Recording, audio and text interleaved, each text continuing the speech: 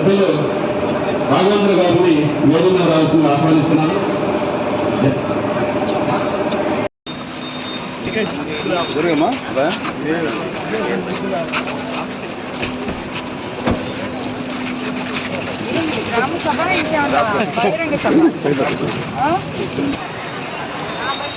వ్యాప్తంగా అన్ని గ్రామ పంచాయతీల్లో ప్రత్యేక గ్రామ సభను నిర్వహించుకుంటున్నాం. అందులో భాగంగా మన కోవూరు గ్రామ పంచాయతీలో ముఖ్య అతిథులుగా విచ్చేసినటువంటి మన ప్రీతమ శాసనసభ్యులు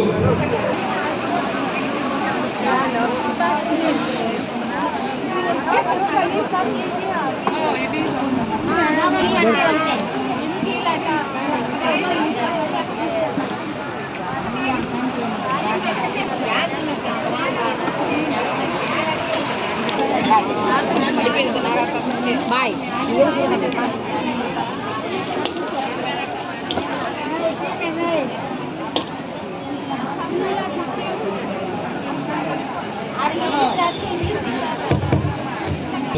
ఆహ్వానిస్తున్నాను. అందరూ ఎంపీటీసీ సభ్యులు, గౌరవ వార్డు సభ్యులు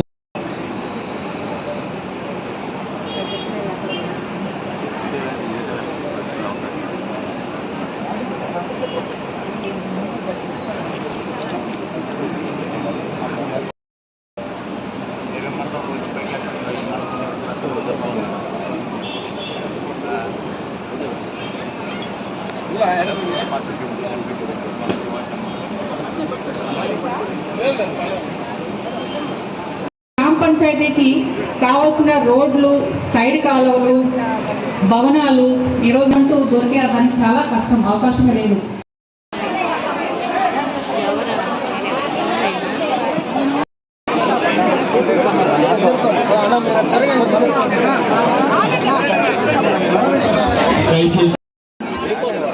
యోధులు ఆంధ్ర కేసరి టంగుటూరి ప్రకాశం పంతులు గారి 152వ జయంతి సందర్భంగా నా ఘన నివాళులు అర్పిస్తున్నాను. మీకందరికీ తెలుసు, అటు స్వాతంత్ర సంగ్రామంలో, ఇటు ప్రత్యేక ఆంధ్ర రాష్ట్ర సాధనలోనూ ప్రకాశం పంతులు గారు కీలక పాత్రను పోషించారు. ఆయన స్వాతంత్ర సమర యోధులు కూడా. ఇలాంటి నాయకులు ప్రతి ఒక్కరికి ముందులో భవిష్యత్తు తరాలకు కానీ, ఈ తరం వారికి కానీ, రాజకీయ నాయకులకు కానీ అందరికీ ఆదర్శవంతులు. కాబట్టి ముందుగా మనం అందరము ఆయనకి నివాళులు అర్పించుకుంటున్నాం. ఈరోజు గ్రామ సభ ఏర్పాటు చేయండి, నేను వస్తాను అని చెప్పాను.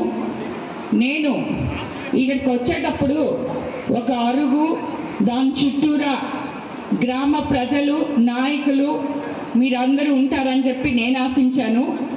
మేబీ అధికారులకు కానీ, నాయకులకు కానీ ఈ గ్రామ సభలు చూసి 5 సంవత్సరాల తర్వాత మన ముఖ్యమంత్రి చంద్రబాబు నాయుడు గారు, పవన్ కళ్యాణ్ పంచాయతీరాజ్ మినిస్టర్ గారు ఇద్దరు ఈరోజు ఒకే రోజున అంత రాష్ట్రం మొత్తం గ్రామ సభలు ఏర్పాటు చేసినందువల్ల సంతోషంతో కాబోలు ఇది ఒక గ్రామ సభలా కాకుండా బహిరంగ సభలాగా ఏర్పాటు చేయడం జరిగింది. వారందరికీ నా ధన్యవాదాలు తెలుపుతున్నాను. ఇది చిన్న వాళ్ళకి మౌలిక సదుపాయాలు ఇవి. శ్మశానాలు అనేటివి చాలా అవసరం. చనిపోతే వాళ్ళని పూడ్చిపెట్టుకోవడానికి శ్మశానం లేకుండా, చనిపోయిన ఒక పక్కన ఏడుస్తుంటే పూడ్చిపెట్టడానికి స్థలం లేక ఇంకో పక్క ఏడుస్తున్నారు ప్రజలు. కాబట్టి దానికి తెలపాలని ఈ కోవూరు నియోజకవర్గం నుంచి ముఖ్యంగా నేను వాళ్ళని కోరుకుంటున్నాను. ఎందుకంటే నేను పోయిన ప్రతి దగ్గర శ్మశానం ప్రాబ్లం ఉంది, దాన్ని నేను తీరుస్తానని చెప్పి వాళ్ళకి మాట ఇచ్చాను. దాని మీద నేను వర్కౌట్ చేస్తున్నాను. కానీ ఎట్లా, ఏ రకంగా ముందుకెళ్లాలో, ఎక్కడ స్థలం ఉందో ఎంఆర్ఓలు కానీ మిగతా అధికారులు కానీ దాన్ని ఎలా మనం ముందుకు తీసుకెళ్లాలో మీరు దాన్ని కూడా ముందుకు తీసుకెళ్లాలని చెప్పి వాళ్ళందరినీ నేను కోరుకుంటున్నాను. పోయినసారి వర్షాలు వచ్చినప్పుడు అవి పూడికలు, అంటే ఎన్నో సంవత్సరాలు అయిందంటే అవి పూడికలు తీసి, అది వేరే విషయం. దానివల్ల నీళ్లు పొంగి ఊర్లోకి వచ్చాయి అని చెప్పి నాకు చాలా మంది అప్పుడు చెప్పడం జరిగింది.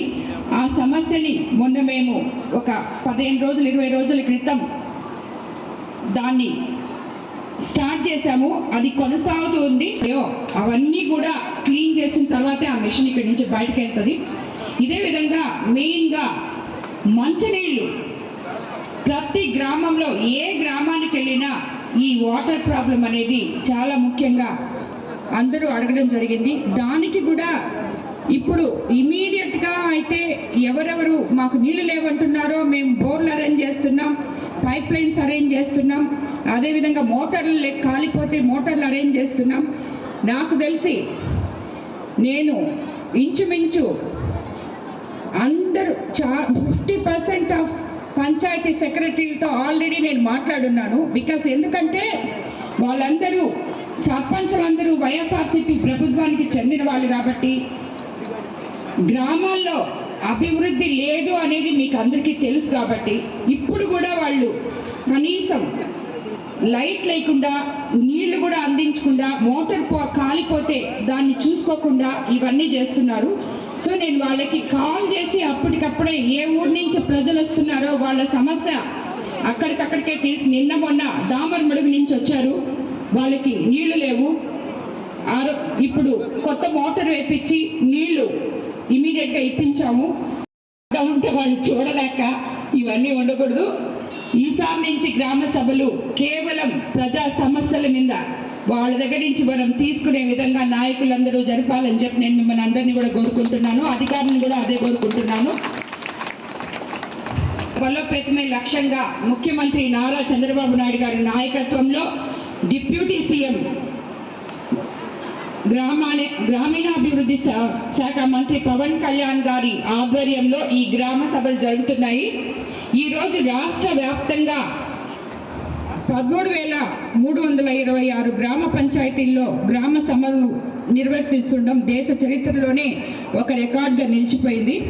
మీకు అందరికీ తెలుసు, మేము ఎలక్షన్స్ ముందు మీ దగ్గరకు వచ్చి ప్రచారంలో ఉన్నప్పుడు ప్రతి గ్రామంలో సమస్యలు ముందుగానే తెలుసుకొని మీ దగ్గరకు వచ్చి నేను మాట్లాడడం జరిగింది. ఎందుకంటే ఈ కోవూరు కాన్స్టిట్యున్సీకి నేను కొత్త కాబట్టి నాకు గ్రామాల్లో ఉన్న ప్రజల సమస్యలు తెలియవు కాబట్టి, అవగాహన లేదు కాబట్టి నేను ముందుగా ఒక టీంని పంపించి వాళ్ళ ద్వారా ఏమేం సమస్యలు గ్రామాల్లో ఉన్నాయో గ్రామ ప్రజలతో చర్చించి అవి మీతో నేను మీకు తీరుస్తాను అని చెప్పడం జరిగింది.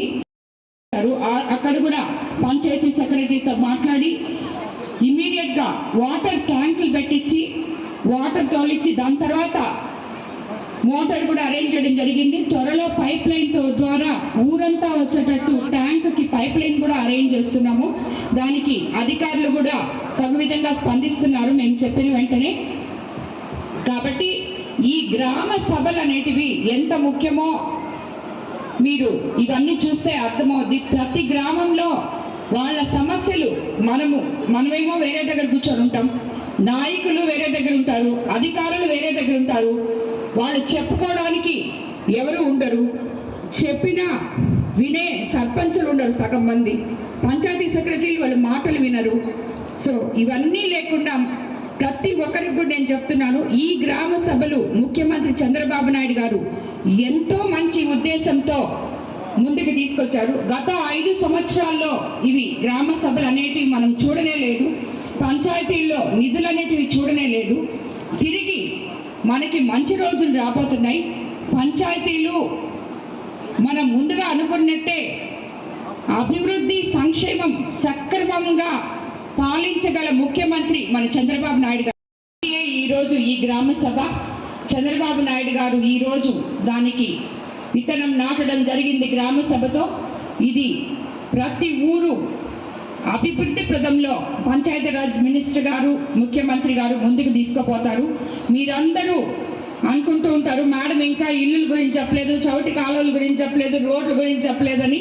ఎందుకంటే మీ సమస్యలన్నీ అవే అని నేను మీ ఊర్లకు వచ్చినప్పుడు చూడడం జరిగింది. తప్పకుండా అమ్మ, మనము ముఖ్యమంత్రి గారు ముఖ్యమంత్రి అయిన తర్వాత తొలి 5 సంతకాల మీద తొలి 5 సంతకాలు చేయడం జరిగింది.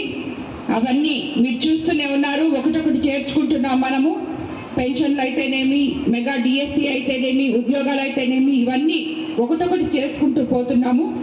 రాబోయే రోజుల్లో ఈరోజు ఇక్కడ ఈ గ్రామ సభల ద్వారా మేము వాళ్ళకి చెప్పబోతున్నాం ఎంతమందికి మనకి ఇల్లులు అవసరమో, ఎక్కడ కాలువలు అవసరమో, కాలువలు లేకపోవడం వల్ల గ్రామాల్లో హ్యామ్లెట్స్ ముఖ్యంగా ప్రతి కాలనీల్లో ప్రజలు ఎంత ఇబ్బంది పడుతున్నారో, ఆ మురికి నీళ్లు ముందుకు వచ్చేసి వాళ్ళ ఇంట్లో నిలవలేకుండా ఎలా ఉన్నారో, ఇవన్నీ కూడా మేము ముఖ్యమంత్రి దృష్టికి రాబోయే రోజుల్లో తీసుకోబోతున్నాము. అందరికీ చాలా మంది ఇక్కడ ఉన్నారు. ఇది ఎందుకు మీకు అందరికీ చెప్తున్నానంటే ఇది ఒక ఇన్స్పిరేషన్. మైనారిటీ నాయకులు మొన్న సీఎం చంద్రబాబు నాయుడు గారు వచ్చినప్పుడు నా దగ్గరికి ఒక కోవూరు నుంచి ఒక చెక్ తీసుకొచ్చారు. కోవూరు మండలం నుంచి 2,70,000 వాళ్ళందరూ కలెక్ట్ చేసి ఆ చెక్ తీసుకొచ్చి వయనాడులో జరిగిన విపత్తుకి సీఎం రిలీఫ్ ఫండ్ గా నా ద్వారా సీఎం కి ఇప్పించడం జరిగింది. అలా మీ అందరూ అంత కష్టపడి అందరి దగ్గర కలెక్ట్ చేసి మనము వాళ్ళకి పంపించడం అనేది నాకు అది చాలా ఇన్స్పిరేషన్ గా అనిపించింది. అందుకని ఎలాగైనా సరే వాళ్ళని తీసుకుపోయి సీఎం గారి దగ్గర అది ఇప్పించాలని, ఆ చెక్ ఇప్పించాలని చెప్పి తీసుకుపోయి ఇప్పించడం కూడా జరిగింది.